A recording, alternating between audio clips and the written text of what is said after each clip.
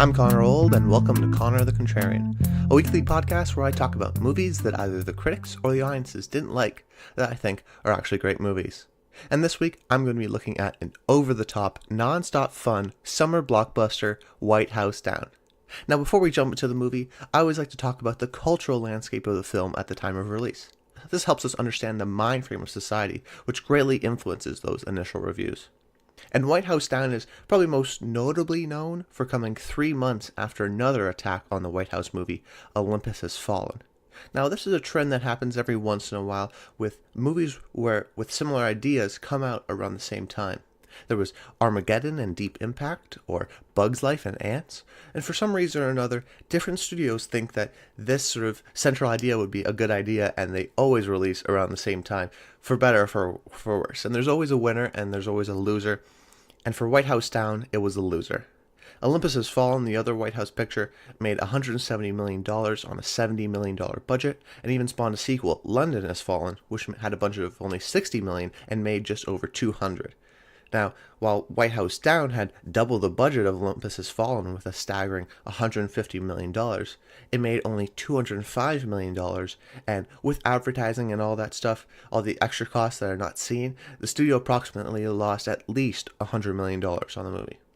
The reviews were also mixed to poor, with it having a 50% on Rotten Tomatoes and only a 52% on Metacritic. And even today, the debate rages on as to what the better movie was. And, as you can tell by the existence of this episode, I'm on Team White House Down. So, let's jump into the movie. We open to a girl who sees helicopters flying over her house, and as we pan up to them, we see the start of a lengthy introduction sequence that introduces all of our characters, starting with President James Sawyer, played by Jamie Foxx. He's in one of the helicopters, and he's with one of his Secret Service agents, Carol Finnerty, played by Maggie Gyllenhaal. Then, as they fly to the White House, we meet John Cale, a new Secret Service agent who is guarding Speaker of the House Eli Ralphison. John Cale is played by Channing Tatum, and Eli Ralphison is played by Richard Jenkins, respectively. Then we see Martin Walker, played by James Woods, the head of the Secret Service, whose week this week is his last week. Then we go back to Cale, our main protagonist of the story, and we learn more about his backstory. We find out that he has a daughter, Emily, played by Joey King, and that he is sort of the typical bad dad. He missed his daughter's flag twirling competition and hasn't been in her life a lot, but is now really trying to make an effort. They have a funny back and forth in the car on the way to have a White House tour. Lines where Emily calls him John instead of Dad, or when Cale says, "What do you mean nobody uses blog? I just learned blog." Or, "Act like you don't hate me for 20 seconds. It's a great back and forth, and Tatum uses his charm and really sort of movie star quality to make us care for a relatively bland character. Now there's a scene where Finnerty is interviewing Cale to be a Secret Service member. He's a dropout and bounced from job to job, but a good soldier. Unfortunately, it's not enough to get him the job. So, they go on the tour, the reason they are here in the first place, when they run into the president. Emily asks him a tough question, and of course he has the perfect response. And it's in these early scenes where we really get to see Fox and Tatum's natural charisma before they team up. And Emmerich is really establishing the tone of this movie. It's going to be a lighthearted, but still have enough seriousness so that the characters are in some danger, that the audiences aren't totally flippant with the danger, that there's still a little bit of emotional investment in it. And he's going to rely on guys like Tatum to bring the movie star charm to give it its humor. And I think actually in this scene, the way they say their lines, it isn't realistic at all. It's just so perfect in a movie kind of way that you're kind of swept up into it. His response is so perfect that you wish you could have think of that. It's almost a wish film sort of escapism type of a movie. Then we see a guy with a cart in a hallway, and it's the same guy we saw before with a bomb. And with nobody having a clue what's about to happen, he blows up the Capitol building in the White House, and it's in flames. People are freaked out, including Cale, because Emily's in the bathroom and they're separated. We see Stentz, played by Jason Clarke, and his guys, the bad guys, who got into the White House dressed up as AV guys. They stealthily take out all the security guards, and Emily, on her way back, sees this. So right now she's in big trouble. But as the bad guys make their way into the room, Cale and the other White House tutor members are being held, and as they shoot the last security, it allows Cale to grab the dead security guard's gun and get away just narrowly. Now, the action is just started, and we're already 30 minutes into this movie. And this will be indicative of what's to come, because the movie is well paced for this kind of movie. I don't really like the term well paced because it's ambiguous. So what does that mean to you? It's always a sort of a personal meaning. But I guess what I'm trying to say is that it's all coherent. There's never a moment where I'm bored or don't have another thing to worry about. There's always just information that's coming after me. There's threats on people's lives, and the action sequences are non-stop without feeling super exhausting. And I think it actually has a lot to do with the editing. The movie has a lot of cross-cutting between events, so the action scenes are broken up by other chaotic things, but that are not action. They're just different varieties of that, like what's going on in the Pentagon or what's going on with Emily. It's always engaging, and you never really feel its lengthy runtime. But now the White House is down, and on the outside, the stock market is crashing. Chaos is everywhere. The next scene, we see the president making his way to the security vault underneath the White House, and right before he goes in, Walker kills all of the government personnel and betrays the president. He's working with the bad guys. Cale sees this and gives the president cover fire, allowing him and the president to escape. There's an action sequence as they're running through the halls, taking out guys, narrowly missing others, and using their radio that Cale picked up predicts their next moves. It's actually sort of a clever set piece, because using the radio, Cale, and by therefore us, the audience, knows what's about to happen right before it's about to happen. So there's a little clever sort of moving back and forth kind of a sequence there that's well done, I think. Then Cale calls Finnerty, who is in the Pentagon, to tell her that the president is alive and that Walker is behind the whole thing. She tells them to head for the basement and becomes their guide as they once again have to dodge the bad guys in a Rainbow Six Siege-esque close quarters, wall-shattering action sequence. If you don't know, Rainbow Six Siege is a video game with lots of close quarters action. And for some reason, Cale's now wearing a wife beater. It kind of adds into sort of the cheesiness of the movie. And actually, the camera work is really impressed me in this sequence, because as they're running in the halls, it has a snappiness and smooth feeling, as if the camera is gliding through the action, and we too are going from hallway to hallway. It's a very effective technique. Meanwhile, the Pentagon is trying to decide what to do, because you can't just deploy soldiers on your own land, because it'll be a constitutional nightmare. And if they want to do anything, because the president's not dead, they can't make any decisions, so they would have to evoke the 25th Amendment and remove the president of his powers. In short, it's a constitutional nightmare, and an interesting and believable plot device as to why they're not getting any help. Once again, we cut back to the duo, which is what I'm going to be calling them from now on. They've made it to the basement, but there's a bomb covering the only way out, so once again are chased until they get into the garage, where they get into one of the presidential limos and now are driving on the White House greens.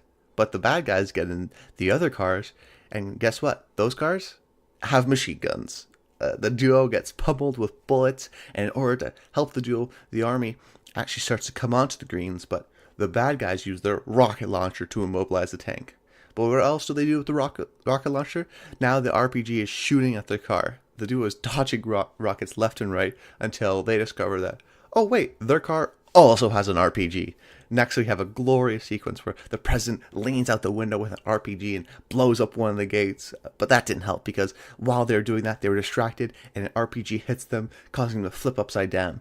And Walker and Stentz now think they've got them covered, until the president pulls a grenade and runs. The duo survives, but everyone thinks the president is dead. Now, I hope you can realize the utter over-the-top insanity that's going on here. It's the first really over-the-top ridiculous action sequence. I mean, the premise is kind of ridiculous, but this one is sort of totally leaning in on it. It's ridiculous, but it's so much fun. It's dumb fun. And Roland Emmerich, the director of this movie, and of other famous action disaster films like Independence Day, knows the right tone to strike here. The action scene is a lot of fun and crazy, and he totally leans on the American exceptionalism. The image of the president with a rocket launcher being chased by terrorists while driving outside the White House is amazing. It's a total romp that knows what it's trying to do and achieves that, to entertain. We learn that Walker, the motivation for why he's doing this is because he has a tumor and is doing this out of spite for his recently deceased son who died fighting for his country. Then, There hasn't really been a lot of interplay between the duo, so here they're just catching their breath. We do have some funny interactions between the two movie stars where Kale admits that he didn't vote for the president. It's cheesy, but sort of the charisma carries the scenes that they have together. But now it's a fight between Kale and the government because they're sending in helicopters, and if they succeed, that means the bad guys will kill the hostages, which includes his daughter Emily. And Kale's right. They shoot down all three helicopters, so Kale has to confront the bad guys and has a fist fight with Stentz, the main bad guy, that is unresolved as Kale jumps through a window as backup arrives. Unfortunately for Kale, his White House tickets have left his pocket, and the bad guys now know that Emily is his daughter. Now, here I just want to mention how well developed Emily as a character is. She could totally be the whiny girl that is in need of saving. And despite her now being in need of saving, she was totally capable before that. She used her phone to record the guys and upload them to YouTube. She makes her way back to the room by herself. I think that they did a good job making you care for her so that when she is in need of saving, it's serious. But ultimately, they use this as leverage, forcing the president to give himself up. And it may be too late to get out alive, as the bad guys have now used the vault downstairs to send a missile hitting Air Force One, which the president is on, killing him, making Eli Rothfelson, the Speaker of the House, the new president. And this is one of the great many small callbacks that we're going to start to see near the end of this movie. It's really great screenwriting because everything that was set up is necessary for one reason or another. Earlier, he was asked by Kale if he ever wanted to be president, and he told him that he wouldn't be able to make the decisions. So it's kind of ironic and plays well to multiple viewings in that sense, sort of catching all the little details. Now, Kale rushes to get the president back by setting off the fire alarm, and right before Walker uses the launch codes to send nuclear bombs to the Middle East, he crashes through the Oval Office in one of the cars, pops his head up, and uses a Gatling gun to kill Walker right before he's about to hit launch. And in another callback, Emily rushes outside, uses her flag-twirling skills to signal to the oncoming airstrike to hold off, and the day is saved. And that's not even the best callback. It's when the president gets shot, which I didn't mention, but the bullet is blocked by a clock his wife gave him, sort of a small watch, to put in his jacket pocket at the beginning of the film. It's classic setup and payoff, and the entire movie is a Die Hard ripoff, but Die Hard is arguably the best script ever, so why, steal from the best, right? Skyscraper, which is another movie that possibly we could be doing for Connor the Contrarian, is another movie that does this really well. Just it's a Die Hard ripoff, but that doesn't mean it doesn't work. It's a formula that works, and it's not trying to be inventive. It's not trying to be a new sorry to bother you. It's trying to be something just derivative but fun, and it comes back to once again to what's the intent of the movie. But it finally ends with another reveal that Rothfelson was in on it the entire time in a ploy to become the president. But Jamie Foxx isn't dead yet, and he's about to leave, but he can't leave without his protection. And him, Kale, and Emily fly away from the destroyed White House, and the movie ends. The movie as a whole, it's chaotic, but it's clear. There's so much going on, but you still follow all of the action. The rapid information blast keeps the pace and energy up, making the 2-hour, 17-minute runtime fly by. It's classic setup and payoff action filmmaking. And yes, it's very dumb, but it has a campy, cheesy factor that is undeniably endearing. And it goes back to the point I was making before. What is the intention of this movie? It's definitely not fine art, and it's not taking itself all that seriously. It's dumb summer action blockbuster fun. It's here to entertain, and entertain it does. You could say it's not a great movie, but I think it does more with the clever payoffs and genuinely funny moments that elevate it to Connor the Contrarian status. It's so self-aware with its idealized America. It's a great throwback to 90s action, a decade with arguably the best action movies. Now, I'd like to leave you with a perfect way of describing this movie, and movies like this, which comes from critic William Bibbiani, one of my favorite critics, and he says that this movie is a 4-star, 3-star movie, and she sort of means by that because it's not an amazing movie where you can give it 4 stars for being such a well-crafted movie in that sense. It's definitely just a 3-star fun action movie, but it's a 4-star of these 3-star movies. It's a great sort of 3-star action, Die Hard ripoff, copycat action movie because it works. we've seen it before, so you can't give that full 4 credit that you would to say Die Hard in 1989, but you would give it its credit because we hadn't seen, we know that this formula works and we enjoy this formula. And that's sort of the debate we have in terms of in criticism, which is how should you rate a movie despite how much you enjoyed it. I love something like Hotel Transylvania 2, which I don't think is as good as Hotel Transylvania 1, which I will be covering Hotel Transylvania 1 on this series eventually, I know. But I don't think Hotel Transylvania 2 is that great of a movie, but I enjoyed myself. I had a lot of fun with it, so how do I rank it? But I think at the end of the day, people are coming to you and your opinion, and this whole series has to do with me and my opinion on what movies I think are great. So at the end of the day, I think ultimately, when sort of reviewing this and seeing if it's a great movie, well, it obviously sort of, you can tell what it's trying to go for, and it achieves that successfully. So it's a successful movie, and if you respond to that movie while you're entertained, I think in my books that it's a great movie. It's one of the best sort of copycat fun time action movies, and it's one I've constantly rewatched, seeing it back in theaters in 2013, because ultimately White House Down is a great movie. I'm Connor Old. Make sure you rate and review the podcast on iTunes. It really helps. I also have a YouTube channel. Just search Connor Old on YouTube and you'll find other film-related content, including a series that I'm doing right now called Old on Old, where I look at a classic movie I've never seen before and talk about why it's a classic. It's a lot of fun series, and I'm definitely learning a lot about classic movies. But that's about it. I hope you enjoyed the episode, and until next time, stay tuned.